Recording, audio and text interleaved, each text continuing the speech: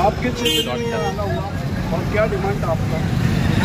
गुज़िश्ता 30 दिसंबर को मालेगांव शहर में किरीट सोमैया नामी शख्स जो कि भारतीय जनता पार्टी महाराष्ट्र यूनिट के नायब सदर हैं, इन्होंने मालेगांव में तहसीलदार, प्रांत ऑफिसर और कॉरपोरेशन के म्युनिसिपल प्रशासक ऐसे अलग अलग अधिकारियों से मुलाकात करते हुए मालेगांव के ताल्लुक से कुछ बातें रखी।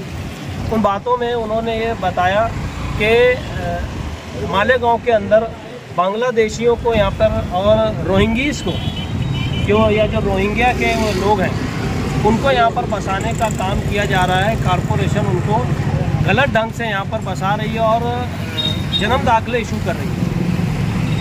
इसके अंदर उन्होंने प्रेस कॉन्फ्रेंस लेते हुए एक अखबार की कुछ कटिंग दिखाई मीडिया में। प्रेस कॉन्फ्रेंस इस अखबार की कटिंग में उन्होंने बताया कि इतने इतने पेपर नोटिस निकल रहे हैं और गैर कानूनी ढंग से जन्म दाखिले इशू हो रहे हैं। तो सबसे पहले तो सवाल ये आता है कि अगर गैर कानूनी ढंग से कोई जन्म दाखिले इशू होते हैं तो उनकी पेपर नोटिस नहीं निकलती। जो सीधा काम होता है, जो सही काम, जो दुरुस्त होता है कानून के नज़र से या कानून के तरीके से, उसी की पेपर नोटिस निकलती है। तो यहीं पर समझ में आ गया कि वो गलत बयान है।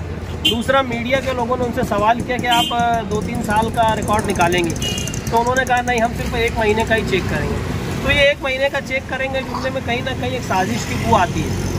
दूसरा ये कि इस तरीके का एक माहौल मैं समझता हूँ पार्लियामेंट इलेक्शन के बाद खास तौर से बनाने की एक कोशिश की जा रही है मालेगांव को बदनाम करने की। मालेगांव शहर के अंदर तमाम खास तौर से सेंट्रल हल्के की जो वोटर्स हैं अकलियती तबके के, इन लोगों ने एक सेकुलर पार्टी को वोट दिया लाखों की तादाद में। तो ये फिरका परस्तों को कहीं ना कहीं हजम नहीं हो रहा है, ऐसा हमारा मानना है।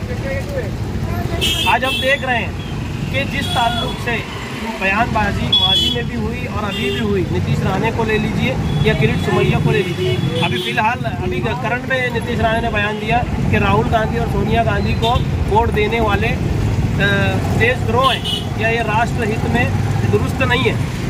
दूसरा, अब मैं जो असल बात है वो आ रहा हूँ इस पर कि बांग्लादेश के अंदर अभी जो नई सरकार या जो नए लोग वहाँ पे शासन पे बैठे हैं, हमारे मुल्क की इंडियन गवर्नमेंट मोदी सरकार 2 लाख टन चावल भेज रही है और उन्हीं के नाम से मुल्क में सियासत कुछ अंधभक्त लोग कर रहे हैं और हिंदू मुस्लिम तजाद पैदा करने की कोशिश कर रहे हैं। देखिए, डेमोक्रेटिक राइट हर किसी को बोलने का हक है।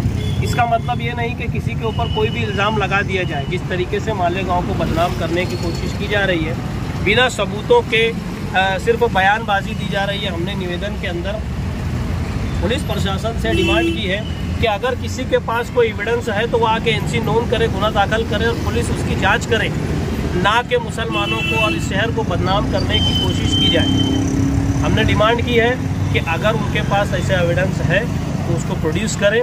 अदरवाइज़ अगर ऐसा नहीं करते हैं और आगे वो मालेगांव में आते हैं तो जिस तरीके से उन्होंने अपना डेमोक्रेटिक राइट का इस्तेमाल किया है, इसी तरह social democratic party of India यानी SDPI अपना जमहूरी हक इस्तेमाल करते हुए उनको जमहूरियत के दायरे में रहते हुए कैसा जवाब देना, इसके लिए हम लोग बिल्कुल भी तैयार हैं। आगे हम लोग ये करेंगे। आप